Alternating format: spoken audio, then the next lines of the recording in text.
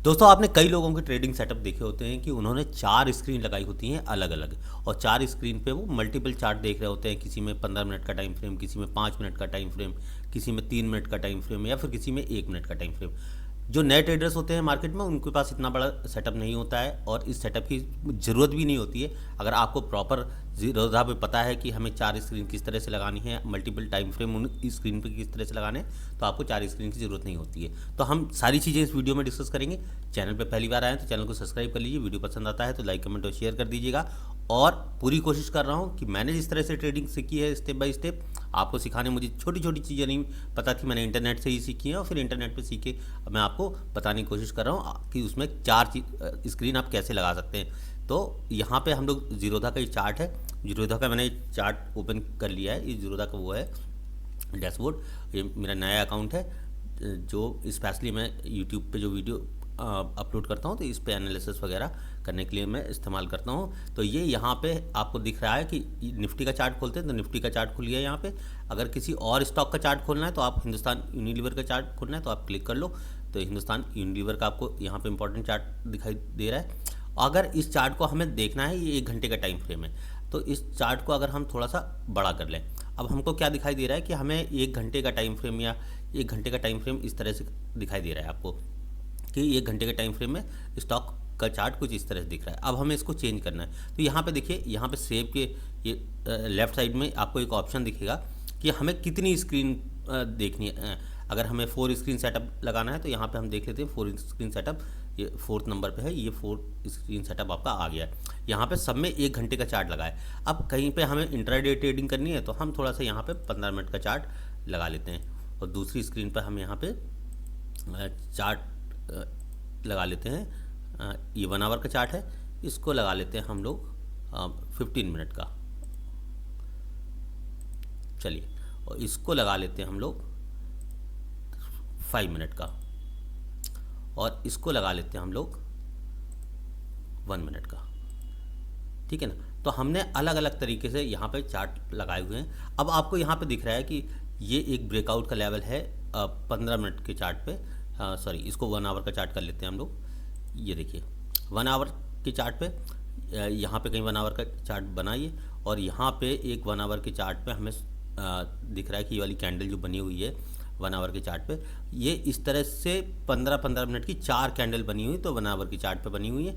और 5 मिनट के चार्ट पे ये जो 3 कैंडल बनी है वो मिलके एक 15 मिनट की कैंडल बनाती है।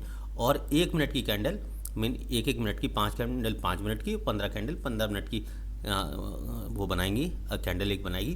तो ये सिंपल सेटअप है। लेकिन मैं आपको एक इंपॉर्टेंट चीज़ इस वीडियो में बनाना है कि एक्चुअली हमें करना क्या है। अगर हमें इंट्राडे ट्रेडिंग करनी है तो इंट्राडे ट्रेडिंग में आप सबसे इम्पॉर्टेंट है कि आप यहाँ पे मल्टीपल चार्ट लगाएं, 4 टाइम फ्रेम के चार्ट लगाएं। तो 1 आवर की जगह इसको आप कर लीजिए 30 मिनट का चार्ट, क्योंकि इंट्राडे के अंदर ये टाइम फ्रेम ठीक है। फिर 15 मिनट, फिर 5 मिनट और 3 मिनट। 5 मिनट और 3 मिनट को आप एडजस्ट कर सकते हैं, तो आप 3 मिनट भी लगा सकते हो, 5 मिनट और 1 मिनट का चार्ट आप जरूर लगाएं, है ना। फिर यहाँ पे एक चार्ट हो गया, यहाँ पे आप अपने ऑर्डर एग्जीक्यूट कर सकते हैं 1 मिनट के चार्ट पे। छोटे स्टॉप लॉस मिलेंगे आपको, छोटा टारगेट मिलेगा। इस तरह से चीज़ें चलती रहेंगी। तो छोटे टाइम फ्रेम पे ट्रेडिंग करिए।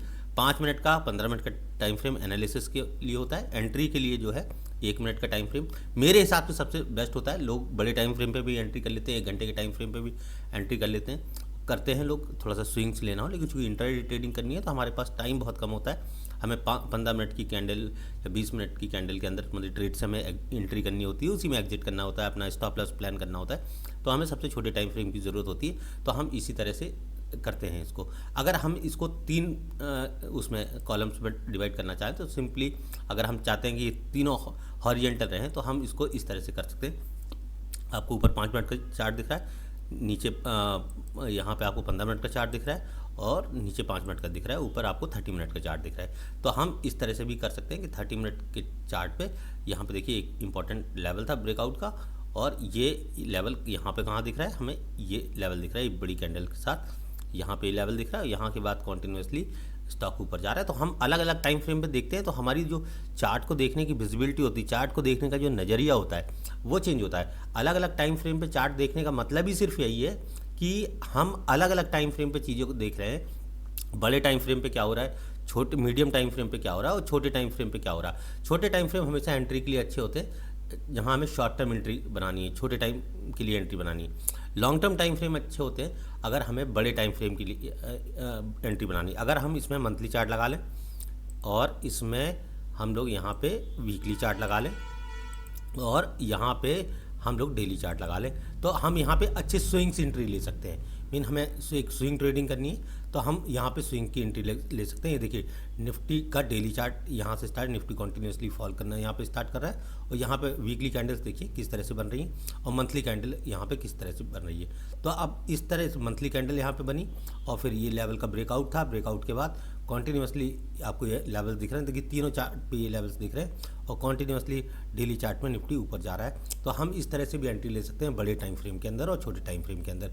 तो ये सारी चीज़ें अलग अलग टाइम फ्रेम पे देखना एक ट्रेडिंग स्ट्रैटेजी है, ट्रेड्स को बेहतर तरीके से समझने के लिए होती है। ये कोई दिखावा नहीं है कि 4 मॉनिटर होने चाहिए। हम एक ही मॉनिटर, एक ही स्क्रीन पे हम 4 तरह के सेटअप बना सकते हैं, 4 तरह के चार्ट अलग अलग टाइम फ्रेम के देख सकते हैं। ये जो मैं यूज़ कर रहा हूँ ये ट्रेडिंग व्यू का चार्ट है, जीरोधा के साथ फ्री में मिलता है। अगर जीरोधा पे आपने अकाउंट नहीं खोला है तो अकाउंट का जो लिंक है डिस्क्रिप्शन में दिया हुआ है, आप मेरा रेफरल अकाउंट खोल सकते हैं।